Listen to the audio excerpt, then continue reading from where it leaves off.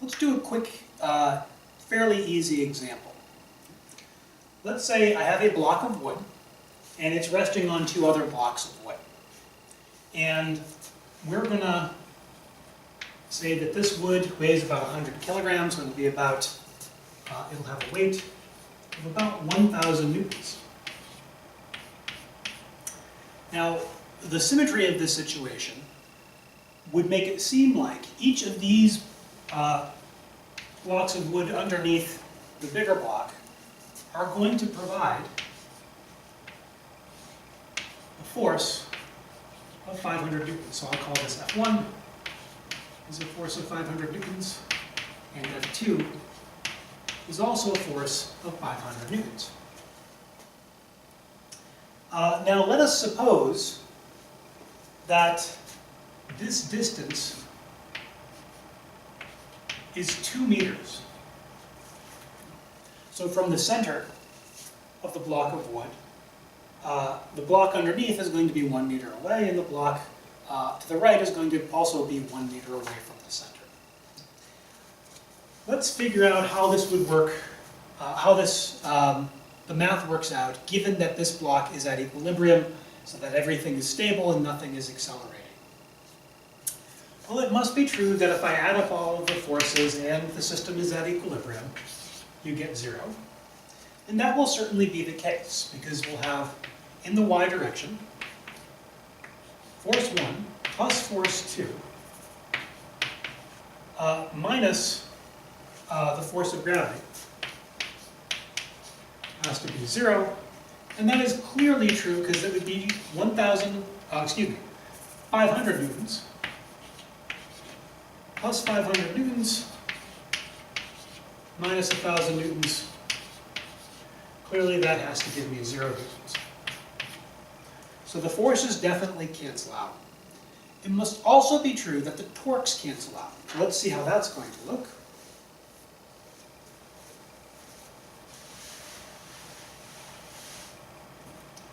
So now, in addition to adding up all of the forces and having them cancel out, it must be true that when I add up all of the torques are going to cancel out. Now, I need to, much like I need to define an x and a y direction, we also need to define a direction for rotations. By convention, we are going to say that rotation counterclockwise, we're going to say that's positive, and rotation clockwise is going to be negative. So any force that would want to rotate my object counterclockwise will be a positive force. Any force that wants to rotate my object clockwise would be a negative force. Well, let's see what kind of torques we have here. We have 3 forces. Let's see how much torque we get from each. Well, I'm going to look at force 1 first. I'm going to take as my pivot point the center of my block of wood. Okay, so I'm going to take this center, and my force 1, is pointing up, and it's a distance 1 meter away. So all I'm going to do is use my torque equation, and I will say that I have a 500 Newton force being applied a distance 1 meter away. Let me give myself a little more room here since I'm about to run out. So that's a 500 Newton force, 1 meter away from the pivot point, and it's pushing at an angle 90 degrees. So it's the sine of 90 degrees, and the sine of 90 degrees is just 1.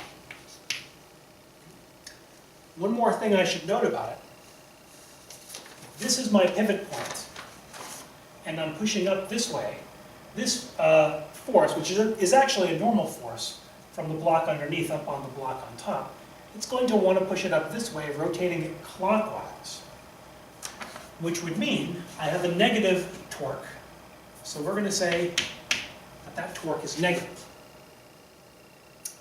Let's do the same thing for force 2. Well, force 2, again, has a 500 Newton force. It, too, is a distance 1 meter away from the center. Here's the force, there's the center, it's 1 meter away. And it, too, is also pushing at an angle of 90 degrees. Again, sine of 90 degrees is 1. The one difference is that now, when you push up this way, this force wants to rotate it in a counterclockwise, which is the positive direction, with respect to that pivot point. So this would be plus 500 newtons times 1 meter times the sine of 90 degrees. We have one other force that we have to consider. That's the force of gravity. Force of gravity is 1,000 newtons. So I'll plug that in, 1,000 newtons. However, it is applied directly at the pivot point. Force of gravity is acting on the center of mass of the object.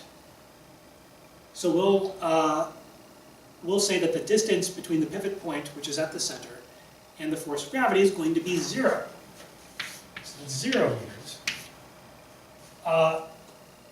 Which means I don't even have to worry about the sign. This whole term is going to be gone because I have a 0 in. So I look here, I have 500 newtons, 1 meter, sine 90, positive, 500 newtons, 1 meter, sine 90, negative. The net torque has to be 0. So there is no net torque. This table is going to be completely stable just the way it is. This setup, which is kind of like a table, is going to be completely stable just as it is, because there's not going to be any net torque and there's therefore not any net acceleration. Now let's do a slightly more complicated situation in which I have added a third force. Essentially what I've done is I've taken my plank and I've added some weight to it. I've added a 250 Newton weight to give a third force. Now, that is going to shift the equilibrium a little. Now, if that is a large enough weight, my plank that's laying on top is going to flip up. However, if it's not too large, then it must be true that the plank is still going to be in equilibrium. Now we want to figure out what's going to be the case. Is it still possible to be in equilibrium if we put extra weight on the side?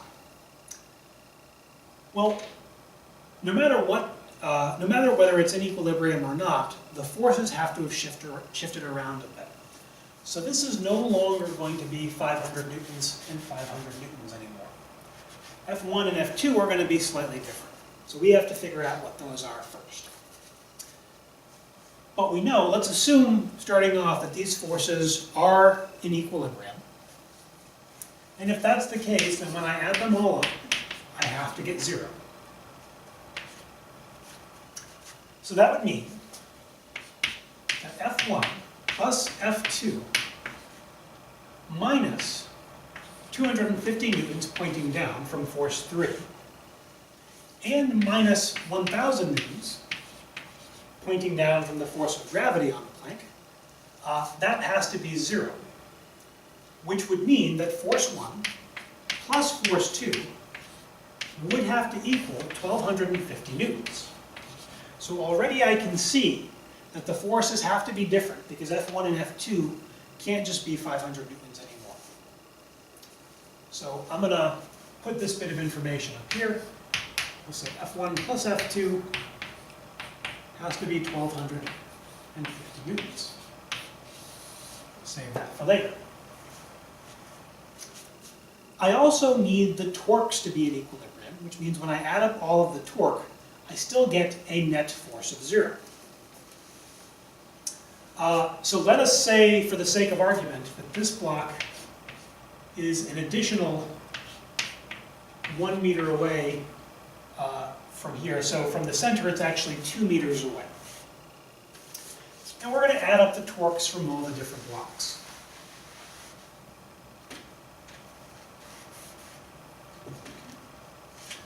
Summing up the torques. Well, let's see. Well, as before, we're going to have a torque from force 1 that is going to be negative. So that'll be negative force 1 times, I'm going to choose a different pivot point this time, because if I push down on the end here, it should be true that we're actually going to rotate about this pivot point. It's going to come off this block, that plane's going to rotate up this way. So I'm going to change my pivot distance here. So I'm going to say my new pivot point is a distance 2 meters away from force 1. However, it's still, the force is still acting at a 90-degree angle. And the sine of 90 degrees is just 1, so I don't even need to write it there. It's just going to be 1, which will be 1 times F1 times 2 meters, so we'll just have F1 times 2 meters. Similarly, I can do the same thing with the second force, so that'll be plus F2. But now, since I moved the pivot point to be in the same location that F2 is acting, that gives me a force of 0 meters, so this term is not going to matter. My force is acting at the pivot point, so that force is not going to contribute to the torque. Let's see. We'll do F3 next. Force 3 wants to rotate the object in the the negative direction, because it would be clockwise, so that would be minus F3 times its distance away from the pivot point, but that's just 1 meter, as we've written down over there. And it's acting with at an angle of 90 degrees, which I don't have to worry about. So I'll just write it here and then cancel it out. Because again, the sine of 90 is just 1. Finally, we want to look at the force of gravity now. Now, in the last example, the force of gravity did not induce a torque because it was acting on the pivot point. But we have a new pivot point, a new location for the pivot point. So now the force of gravity is going to matter. It'll be 1,000 newtons times, let's see how far away it is. It's 1, this is the force of gravity right here. It's 1 meter away, so that'll be times 1 meter.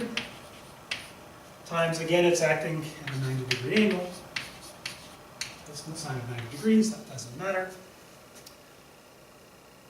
So that at the end of this, after all this work, what we can see is, and this should be a positive force, because at this pivot point, the force of gravity wants to rotate the plank counterclockwise, which is positive. So looking at this and then canceling out terms, we can see that it should be true that 1,000 Newton meters, and in fact I'm actually going to cancel out my unit of meters here. It should be true that 1,000 newtons, let's just cancel out all meters, has to be the same as 2 force 1 plus force 3.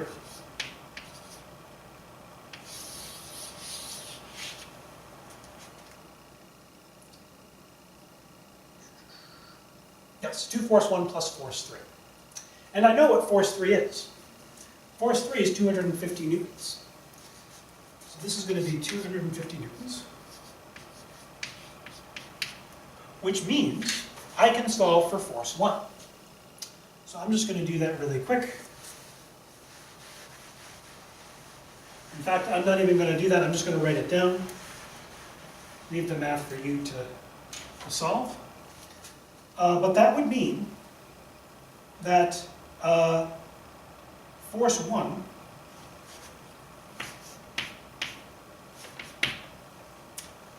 would be 375 newtons. Again, if you just solve the previous equation, you'll get what force 1 is. And then if I use the equation from the forces, I can see that force 1 plus force 2 is going to be 1,250 newtons, which means that force 2 has to have a magnitude of 875, so that when I add it to force 1, I get that 1,250. Now let's see if this makes any physical sense. I'm putting more weight on this side. My plank's going to want to start to rotate up, which means that force 1 is not going to need to be as big. The normal force pushing up on the plank from this block is not going to need to be as big since we're trying to lift that side up. However, this block is going to be pushing up with more forces. In total, there's more weight pulling down. That's exactly what we see here. Force 1 went down, force 2 went up. So we can see that as long as I sum up the forces and sum up the torques, equilibrium problems are fairly easy to solve. I can figure out what the forces are in different objects just by seeing how, by setting their accelerations and angular accelerations equal to 0 and making sure that they are at equilibrium.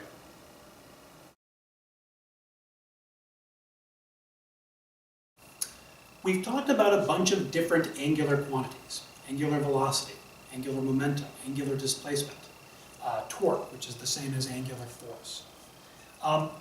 Is there an angular version of anything else? Well, it turns out there is. There's kind of an angular version for mass. It's going to be called the moment of inertia.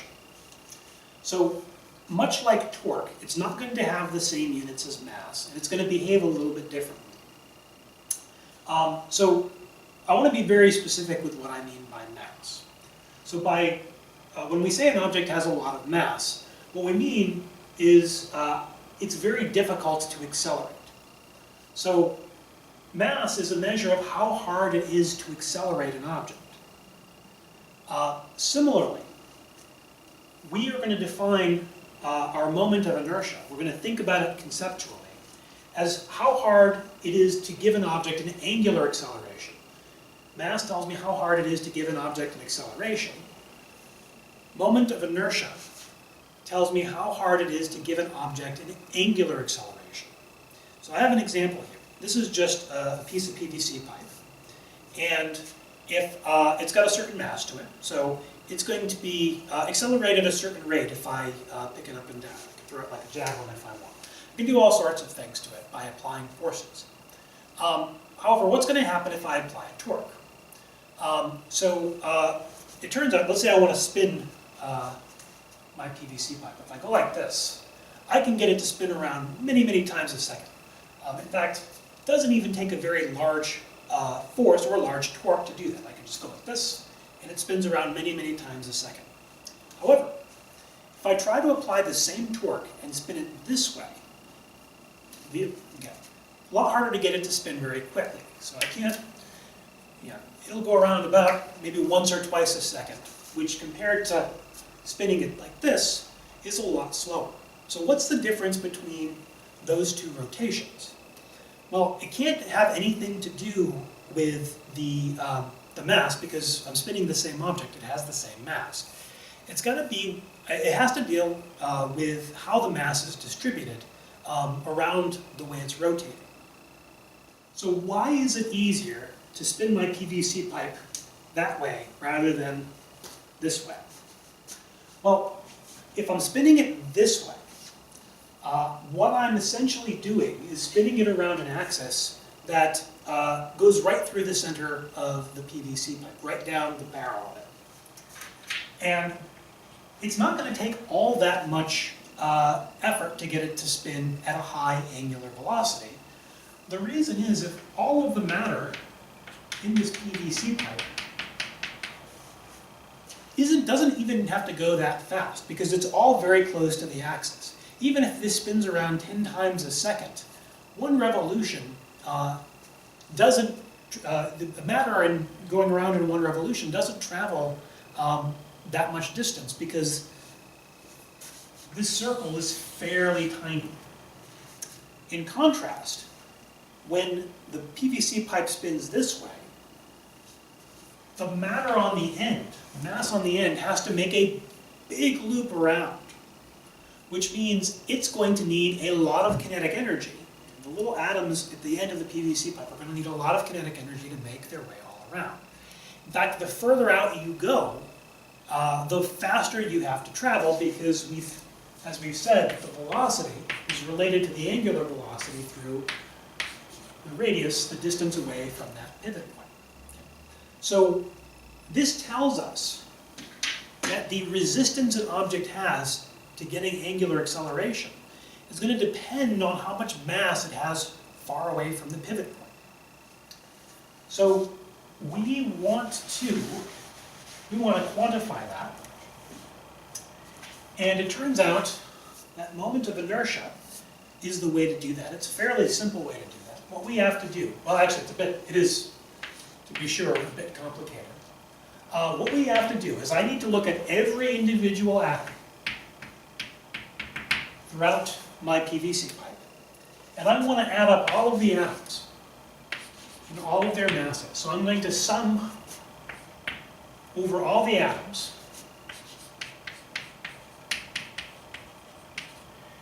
And I want to know two things. I want to know what's the mass of the atom. So let's say I'm looking at this atom right here. I want to know that I want to know that atom's mass. And I want to know how far away that atom is from the pivot point. So I do this, and I square the distance away from the pivot point. This quantity is called the moment of inertia. Quick point, it's not inertia.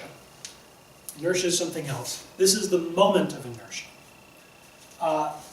Moment of inertia is the mass times the distance to the pivot point squared, and then you sum that up for all the different atoms in your object. A note on the units, just to emphasize that this is different than mass. You can see that the units have to be kilograms because there's a mass, times meters squared because you have that r squared. So it's definitely not the same thing as mass. If we have to add up all of the positions of all the atoms in the object to get the moment of inertia, isn't that going to take a while? Well, yeah. In fact, assuming there's about a mole of atoms in my PVC pipe, this will take longer than the age of the universe. So that's not going to work. Fortunately, there are other ways to do this. One of which is we could look at the density of the object, and if you've had some calculus, you could do an integral to find the moment of inertia. However, most of you will have not had calculus yet, so we're not going to worry about that. However, there is a table in the book of different moments of inertia, and we're going to try to pay attention to those moments of inertia. And they're moments of inertia for very common shapes: spheres, cylinders, rectangles. Let's take a look at a few common moments of inertia right now.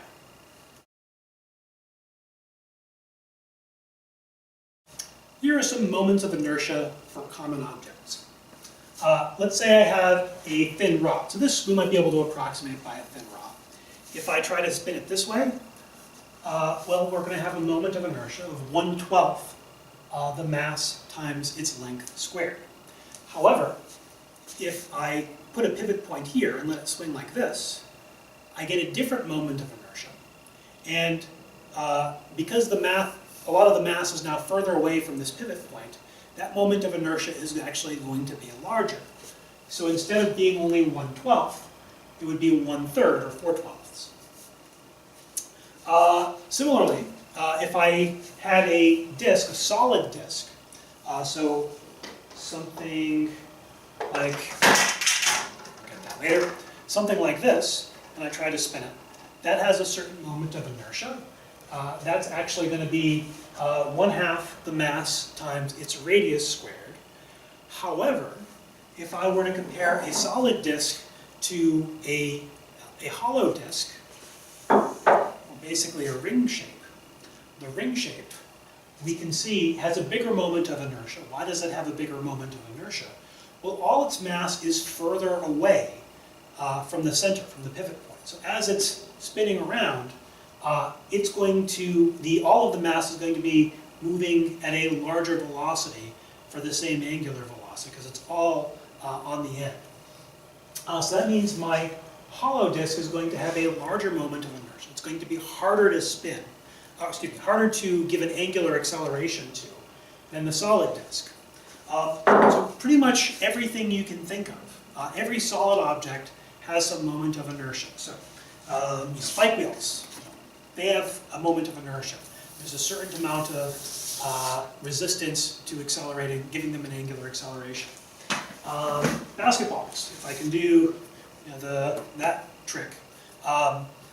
Basketballs have a certain moment of inertia. It's going to take some effort to spin this. Deflated footballs. Pretty much everything we can think of has some moment of inertia to it. And even more relevant to all of you guys who are in biology or exercise science, every part of my body that I move, it involves a rotation, even if it's just walking forward. My hips are rotating, my shoulder rotates, my elbow rotates.